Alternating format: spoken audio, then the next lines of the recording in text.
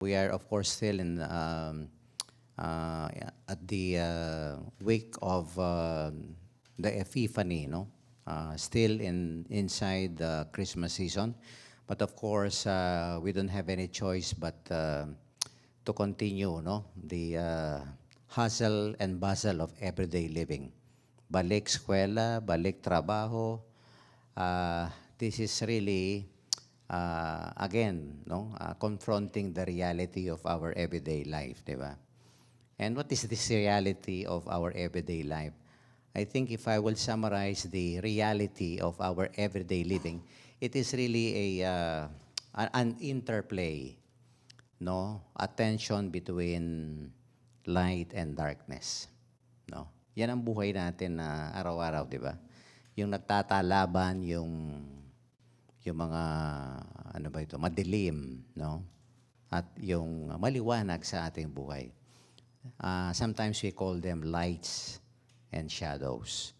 Yan ang reality ng everyday life. We are always confronted with that interplay, that tension between light and darkness. And I think dito sa ating gospel, Jesus, no, of course, as a man, was not spared from this kind of reality. He also experienced, no, that interplay, that tension between light and darkness. Of course, during the pananuluyan, when they were not accepted, there was no place for them in the inn, and at the same time, that famous story of the flee to Egypt, di ba? So ito yung liwanag pero may mga madilim, no, naging karanasan niya, di ba? And in the gospel today, no, Jesus, no, is about to start, no, his ministry. Ito rin, itong light and darkness interplay, the tension, no. Look at this, sabi ng ating gospel, when Jesus heard that John had been arrested, that is darkness. No? That is a shadow. Nahuli si John, nakulong. Oh, anong ibig sabihin yan? You're next, Jesus. Oh, hindi ba madilim yan? No?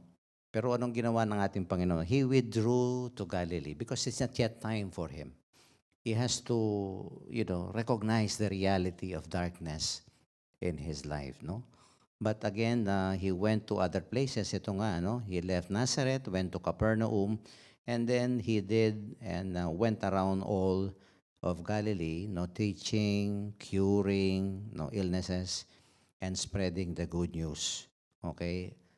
Nandun pa rin yung pagpapatuloy niya dito sa liwanag na sinasabi niya. The people who sit in darkness have seen a great light. Ito yung ating realidad hanggang ngayon sa ating everyday living. At siguro tatanungin nyo, Father, how do we address or confront this reality, that tension between light and darkness? Because it happens on a personal level, communal level, no, local level, national level, at ngayon tingnan niyo naman ang news, no? Ang what's happening, US invading Venezuela, di ba? Anong ibig sabihin yan? Ako, magkakagulo yata, no? Something like that. So, ito, lahat ng level ng ating buhay, ating nararanasan. Pero, of course, on a personal note, how will I confront this reality in my everyday living? I think there are 4 things that we should understand here. 4 things that we should bear in mind. Number 1 is this, that on a personal level, let us try to identify and recognize those dark, no, aspects of our life. Kailangan matukoy natin at makilala natin ano yung mga madidilim na bahagi ng buhay ko. Marami yan. No, anger, anxieties, worries, fears. Nobody exempted from this. Lahat tayo. No, kahit na New Year, nandiyan pa rin. May takot ka, may agam-agam ka. These are the dark moments, no? The dark areas in our life. We have to identify. We have to recognize them. That's the first. And second, no? We have to seek the light. Eto. Kailangan we have to allow the Lord, no, to illuminate His light upon us, no. And I think just like the Lord here, no, He knew His dark moments, and ano ba yung nagbigay ng ilaw, liwanag sa kanya? Of course, His relationship to the Father. Kaya tayo, no, saan natin nararanasan yan? No? Number one, prayer life. We have to seek the light because God, in the midst of dark moments, magbibigay ng liwanag yan sa atin. No? So, prayer, that's one. And of course, itong naririnig natin parate, no? Yung salita ng Diyos. You know, yesterday I was in Guagua, of course, I celebrated the 10:30 a.m. Mass. There were two OFWs there. Binless ko sila. Ang isa sa Singapore, ang isa sa New Zealand. And guess what? They are our avid listeners, viewers, no? And you know, ang laki ng impact pala ng Bright FM sa kanila.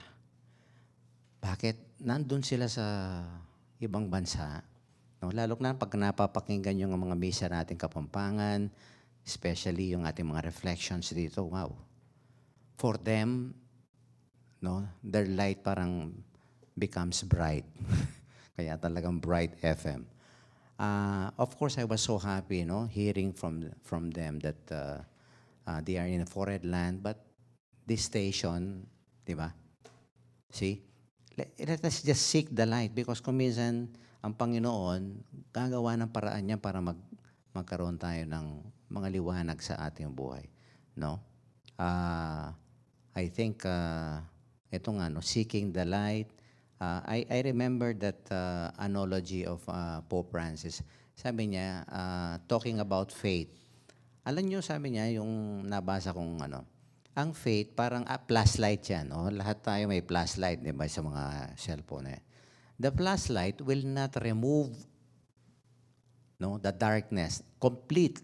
It will not completely remove, di ba? Pero at least yung flashlight, oh, hindi ka, ano dyan, matitisod dyan, di ba? Hindi ka mahuhulog dyan. At least yung flashlight, enough na para makauwi ka. Pero it will not completely, totally eliminate the darkness around us. That is faith. Let us seek that light. Parang kailangan natin ng flashlight. No? Prayer, the Word of God, especially the teachings of the church. Yan, ang nagbibigay ko minsan ng liwanag sa atin, no? Oh, yung Bright FM, of course, no? And third, sana yung makikita nating light na yan, which is, it will start on the external level, di ba? Pero let us try to internalize it, no? Dapat yung light na yan, magiging inner light natin. No? Magiging sa atin. Just like, you know, the story of the Magi. When they went back to their own country, wala na yung Star of Bethlehem. O saan napunta yung star? Nasa puso na nila. Yung light nun, they were able to internalize it. At dapat tayo ganun din. Let us gradually, no, take the tedious process of internalizing the light, no, being given to us by God, no, rays of light. Pero kailangan ma-internalize natin. And it takes time. And the fourth, of course, eto, pag nandyan na yung light internally, we become beacons of light. Kailangan i-share na natin yan. Diba? We become instruments and rays of light to other people who are still groping in the dark. And you know, today, we have a very beautiful story, a model, our patron saint for today. Sino siya? Wala sa ano natin, sa mga libro. But he is the patron saint of Catholic education in America, no? Kahit na hindi nyo tinatanong, 3 beses na kami nagpunta dito sa shrine niya sa Philadelphia. Kami dalawa ni Aposeto. No? It's a very simple shrine. But you know, he created a very strong impact. Bakit? Sino itong santong ito?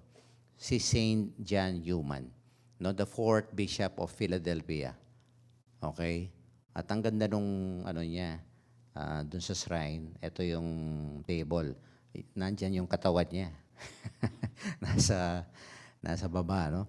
Talagang pag nandun kami ni Aposeto ay always no touch that coffin of John Newman. Bakit? Ito nga no, ano yung dedication nito? Catholic education, no? From Bohemia, Czechoslovakia, nag-migrate. Ang puso niya nasa mga migrants, especially children who were deprived of education, no? They were poor, despair because and discrimination kasi galing sila ng ng ibang bansa.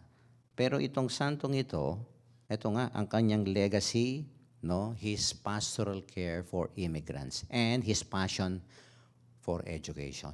No, maganda, di ba? Pero alam niyo yung dinaanan nito, yung mga dark moments na sa buhay, ang dami. Culture shock, hindi siya medyo marunong mag-Ingles, di ba? And at the same time, no, yung apostolate niya, how will he build schools, di ba? And when he was the bishop of Philadelphia, talagang I was really touched because this morning while I was praying the office of the readings, ito yung sinulat niya doon sa parang sermon ito tungkol sa kanya. Because he was accused of being mismanaging the temporal goods of the Diocese of Philadelphia. Hindi siya marunong sa mga money matters. Hindi siya business.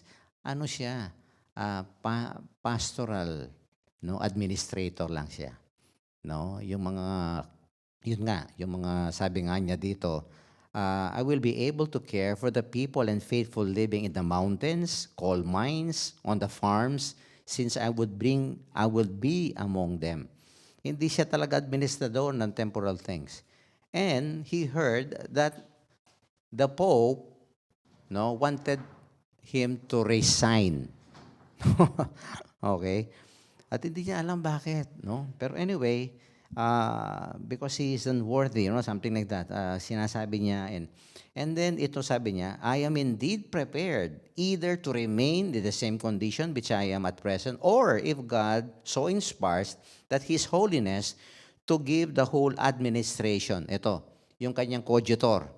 Magre-resign ako, kung gusto ng Holy Father, to the Most Reverend James Wood. And I think this is his coadjutor. No? I am equally prepared, sabi niya, to resign from the episcopacy and to go where I am more securely prepared myself for death and for the account which must be rendered to the divine justice. That is a very strong, dark moment in the life of John Newman. No? Falsely accused, pero sabi niya, I am willing to obey. Even, relinquishing the administration of the diocese to my coadjutor. Kung iyan ang gusto ng Panginoon, gusto ng Papa, wow, di ba? But eventually, hindi nangyari ito. No? That's how we survive our dark moments. First, let us identify them, recognize.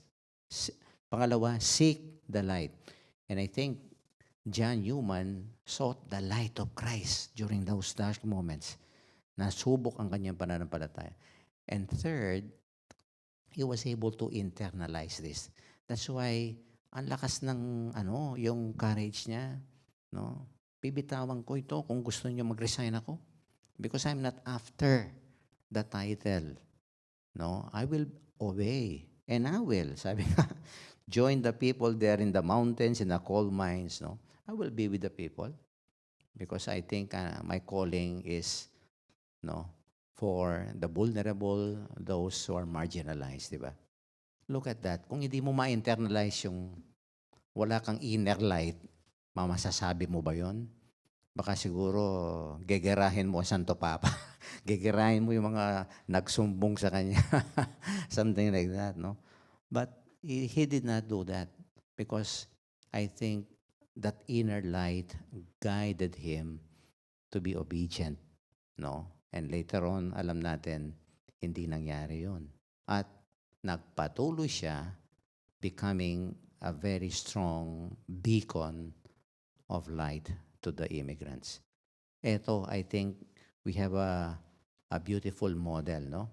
An inspiration to all of us, no? As we, navigate again our everyday life, itong reality of darkness, light, paano ito, Father? No? Paano ko maglalakbay? Ito, no? May ano tayo. Si Jesus, yun ang ginawa niya. Si John Newman, ganun ang ginawa niya. So let us remember, no, these 4 insights that we always identify first and recognize, and then seek the light of Christ. And then let's make that light internal, within us, to guide us. And fourthly, tayo'y maging instrumento din, no, ng ilaw at liwanag ng Panginoon. As I have said, I was really touched by those 2 OFWs yesterday after the Mass.